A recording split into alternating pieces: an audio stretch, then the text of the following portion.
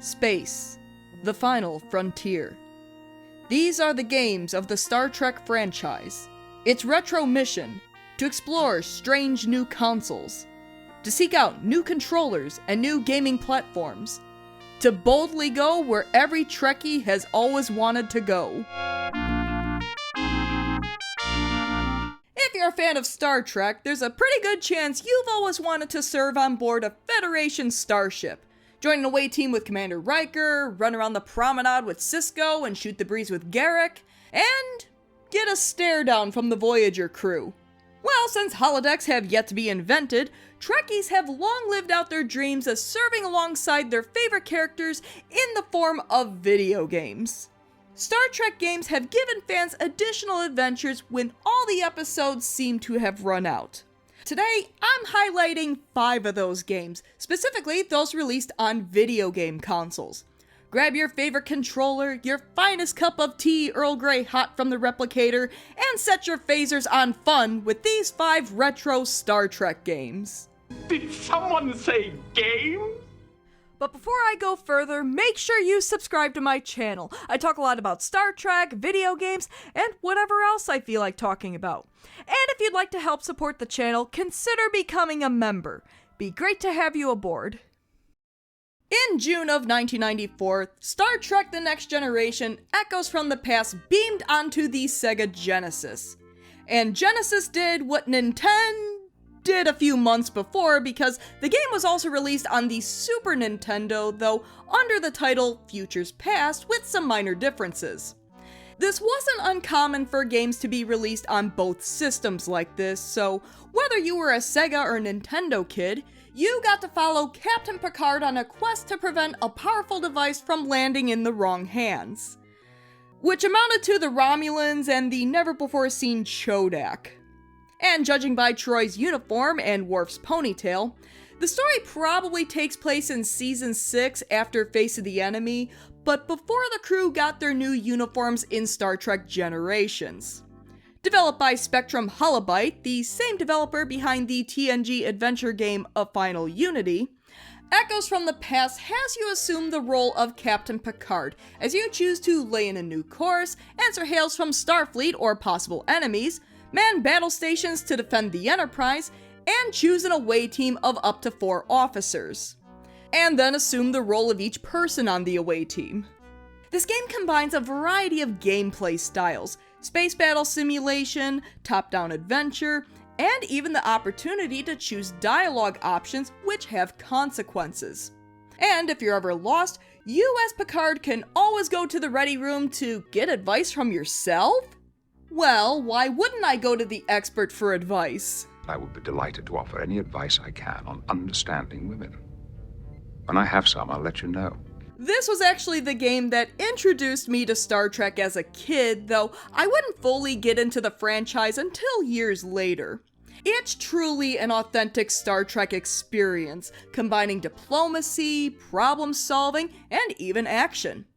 Heck, even the graphics do justice to the show, rendering an accurate likeness to the characters we see on screen. I especially love the 360-degree view of the bridge, and it's one of the things that's really stuck with me ever since I was a little kid. The artists did a great job making the bridge feel like the one on the show. And to the observant Trekkie, you may even recognize stills from the show in this game. That being said, like many games from the time, this game is infamously hard. Just ask any player about the infamous mining moon, featuring a huge maze spread out over 4 floors, and 2 of those floors are divided by a chasm.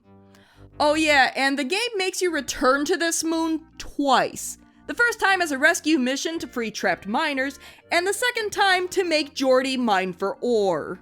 The test of wisdom is also kinda hard, but to be fair, that happens towards the end of the game, so I expect an increase in difficulty. Yeah, I recommend having a walkthrough handy for this one. Mr. Data, let's see what sense we can make of this. Aside from the negatives, though, this is a great Star Trek game. Whether you're a Trekkie through and through or more of a casual fan, you too can become a member of the finest crew in Starfleet. Here's to the finest crew in Starfleet. September 1995 saw the release of Star Trek Deep Space Nine Crossroads of Time, developed by Hungarian developer Novotrade, which also developed the Echo the Dolphin series. And this was another Trek game that was released on both the Sega Genesis and Super Nintendo, though this time under the same name. But today I'm talking about the Sega Genesis version. Genesis! From boldly going where no one has gone before, to staying right here on Deep Space Nine, you are beardless, full head of hair Commander Benjamin the Emissary Sisko, doing everything from defusing bombs set up on the station, rescuing Kaiopaka, destroying deadly weapons, and traveling back in time to the most traumatic experience of his life. Got to go now, sir! Damn it! We just can't leave her here! Oh, and also stopping a Cardassian ship from exploding. Overall, a quiet day. I feel like I'm on vacation. A DS9 platformer, good gravy, who designed this station? The game plays out like a Season 1 episode of the show, which involves stopping a Bajoran Cardassian plot to destroy the station. The promenade serves as a level segue where you can pick up plot points and talk to the various characters on the station. From Quark to Jake and Nog, even to the plain simple tailor himself, Garrick. And who could forget Morn? You know, Morn, he never shuts up. Back when I released my review of this game, I got a comment from one of the game's designers, Maurice Molyneux, who designed the Saratoga level as well as writing the game's dialogue. He provided some interesting background on the game's development process, including info on cut content, such as an O'Brien level based off Captive Pursuit where he works with Tosk to escape, and an additional Saratoga level which would have seen Sisko return to Wolf 359 to complete additional objectives after the initial tutorial level. Both sound like really cool ideas, and I would have liked to have seen what that version of the game looked like. Also, major props on the dialogue. It all sounds like stuff the characters would have actually said on the show. As a fan of DS9, I enjoy the game for feeling like an early episode of the show. As much as I like beaming down to planets in Trek games, the self-contained nature of Crossroads of Time suits the format of the show well, which focuses on the station, Bajor, and the surrounding area. I especially love the promenade segments, just to be able to freely explore and interact with the different people and places I see on the show. However, I'm not crazy about the art style in this game. While it's not bad and does manage to make the characters look like themselves with only a couple of pixels, it pales in comparison to Echoes of the Past, which was an earlier game. And, once again, there are some really difficult levels in this game, though not quite as infamous as the Mining Moon. You have the infamous door puzzle on Bajor, trying not to die as you climb away from a replicator explosion, even disarming the Cardassian ship at the very end. I swear, sometimes it feels like you need to be the emissary in order to get past some of these difficult moments. At the end of the 26-hour day, this is a fun game if you're a big fan of DS9. You get a new story and can interact with your favorite characters and explore the station and Bajor. But for the more casual fan, it's a pretty standard platformer that happens to have a Star Trek coding. The game must not end. The game. Y2K saw the release of Star Trek Voyager Elite Force, developed by Raven Software and published by Activision for Windows, with a PlayStation 2 port released a year later. The Voyager doesn't get quite the same love as TNG and DS9, both of which have a selection of games. It did get a well-loved FPS built on the Quake 3 Arena engine in the form of Elite Force, a game that would also go on to have its own sequel, though it doesn't take place on Voyager. Now, I own the PS2 version, which is what I'm talking about here, but fan consensus seems to be that the PC version is the better way to experience the game. Well, at the very least, the PS2 version comes with Jerry Ryan voicing Seven from the start, so there's that. You're gonna need me to help eliminate some Borg. No offense, ma'am. None taken. Playing like a Lost Season 6 episode, Elite Force has you assume the role of Ensign Alex Monroe, either Alexander or Alexandria, a member of Voyager's Hazard Team which is sent on dangerous missions to figure out how to free the ship from a shipyard prison. Basically, they gave red shirts their own division. Telsia! While the main focus is on Monroe and the Hazard team, the Voyager crew is very much present throughout the game, with the show's cast lending their voices to their respective characters. Though everyone looks really boxy and borderline horrifying, missions take place in a variety of settings: an alien ship full of screaming aliens, Borg cubes, a Klingon cruiser, and even a Mirror Universe ship, even posing as a Mirror Universe officer. The main cast will occasionally join you on your missions, like that time 7 of 9 stuck her hand in a random Borg port without antivirus. We are the Borg. Could have seen that one coming. Like with the promenade segments in DS9 Crossroads of Time, I especially like the in-between segments that let you roam Voyager, allowing you even more freedom to explore on your own time, even to the point where you can end up in the brig. Well, looks like I'm not the only one on this ship who knows what the inside of the brig looks like. Don't those beds hurt your back? Ensign Monroe, Jailbird. Now, if you're already a fan of FPSs, Elite Force might just be up your alley, with plenty of enemies to face off, different kinds of phasers, rifles, and alien weapons to choose from, and levels that make you think in order to move forward. For me, though, I'm not a big FPS player, and while I love a good problem to solve, this game makes me feel more like Rambo than a Starfleet officer, which isn't what I'm looking for in a Star Trek game. I'm not against combat in Trek games, but Trek was always more of a philosophical franchise, so I like to see a little more diplomacy and character interaction in my Trek games. Nevertheless, you do get a pretty solid Voyager story with almost a TNG Lower Decks feel to it. And being built on a popular gaming engine, it's no wonder that this game is still among the elite for many gamers. I've been working on the railroad all the livelong day. I've been working on the railroad just to pass the time away. Now, I've been talking a lot about ground mission games, which, to be fair, is my favorite genre in Star Trek gaming. But most Trek games are space combat games, and I would be remiss to ignore them. October 2006 saw Bethesda Softworks release Star Trek Encounters on the PlayStation 2, a top-down space simulation narrated by William Shatner, though not as Captain Kirk. Okay, Captain, she's all yours.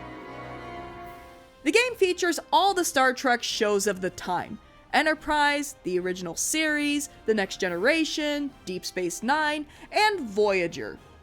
And additionally, Star Trek Sovereign. Each show has its own standalone story told over a couple of missions, but you'll still need to play and pass the missions in order before you can unlock the newer show's missions. It's a little annoying for me because I want to jump right into TNG and DS9, my favorite Star Trek shows, but I have to complete Enterprise's and the original series' missions first. To be fair, you do learn about new ship abilities as you play through the missions in order, but still! Each mission gives you step-by-step objectives to complete, which can come across as the game holding your hand the entire time and might be too easy for those looking for a challenge. Moving the ships around, though, is smooth and can easily maneuver around whatever obstacles they encounter. And they can go up and down that Z-axis. Nobody ever mentions the Z-axis in Star Trek. Players can also pick up character cards of each of the Star Trek show's main cast, which gives ships bonuses during the missions. You can view them in the extras menu, but that's about it. No bio, no goodies, just look at this picture of T'Pol. Admittedly, I only picked up Star Trek Encounters again fairly recently, and I've only made it through most of the original series missions. I do want to do a full review of this game at some point, so I'll have to wait to give my full thoughts on the game, but for right now, I'm enjoying the game for what it is, an arcade-style game that isn't too deep. It does feel a little impersonal, since I would have liked to have seen more of the crew in this game outside of the character cards. The memorable part of Star Trek for me isn't necessarily the ships. It's the people who man those ships with personalities, stories, and relationships with each other. The same applies to the games. I can't see Encounters sticking with me like some of the other Trek games, but as a casual game you can pick up and move on to something else after a while, it's not bad. Casually go where no one has gone before. Great. You scratched the paint. For all the fans out there hoping that Star Trek Legacy sees the light of day, good news, it already has!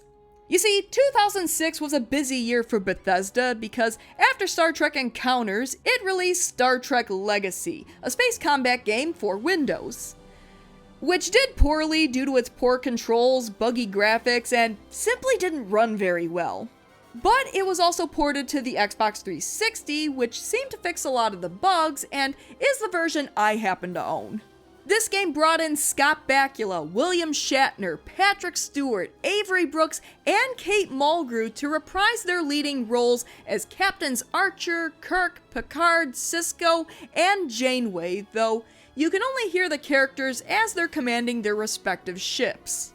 Until other Federation starships arrive, it is our duty to scout the area surrounding the nebula to determine what, if any, Romulan presence still lingers. While the game does offer custom space battles and multiplayer, the campaign mode story was what caught my attention, spanning from the Enterprise year of 2159 to the post-Nemesis year of 2380. Spread out over multiple missions with certain objectives to complete along the way, the story revolves around our favorite captains tracking down an assimilated Vulcan scientist named Tyrell, who always seems to narrowly escape until the very end of the game for the final showdown. While the plot doesn't directly contradict established canon, in many ways it feels shoehorned into the Star Trek universe, with things like Tyrell being responsible for Picard captaining the Stargazer. I'm not saying it couldn't have happened, but it feels a little too convenient. Not to mention, I'm supposed to buy that Captain Kirk fought the Borg? Fire.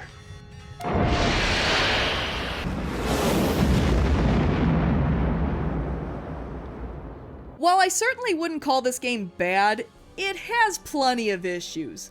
While it's great to see Scott Bakula return as Captain Archer, most of Archer's missions are tutorials, so they don't really allow you to sink your teeth into the Enterprise era.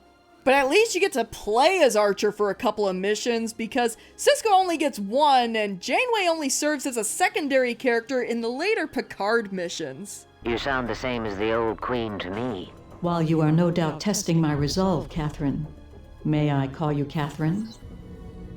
No. Yeah, this is very much an Archer, Kirk, Picard game, and for a game that features all 5 captains and had the actors reprise their roles, I would have expected a lot more balance between them. I want to love this game for bringing all 5 captains back together, but I can't help but feel a little disappointed. Heck, even on the Xbox 360, the controls are still very clunky. I get starships are big, but they turn very slowly in this game and are hard to maneuver. Except for the little ship that could, the Defiant. Look at those sweet turns! But for all my criticisms of Legacy, it's still pretty cool that all 5 captains were brought back for this game. While this game may be flawed, it's impossible to deny that it made contributions to the Star Trek legacy. After all, number one, we're only mortal. Speak for yourself, sir. I plan to live forever. Well, that's all the Star Trek games I have for today. But what about you? Have you played any of these games, and what did you think of them? What are some of your favorites, your least favorites? If you haven't played any of them, are there any that caught your interest? What are some games you'd like to see featured on my channel that I haven't mentioned? And would you like to see this develop into a series on my channel? Please leave comments below and discuss. As always, thanks for tuning in to a Star Trek video game retrospective. If you like what you see, why not give my video a like and subscribe to my channel? Tell your friends! Until next time... It's only a game.